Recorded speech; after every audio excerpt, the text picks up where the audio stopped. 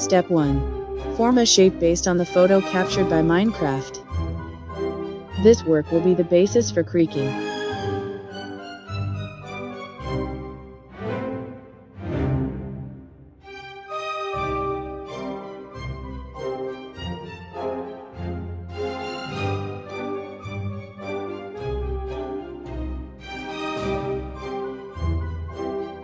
Step 2. Add details to the formed shape. This will make the creaking more realistic.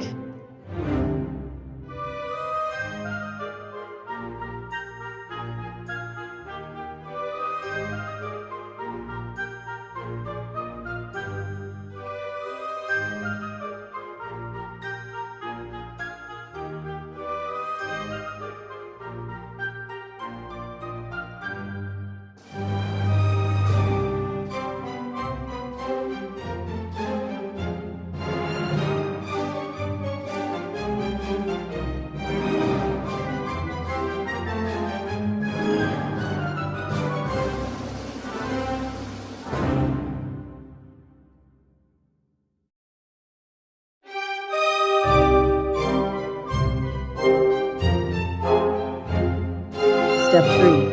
Add the material.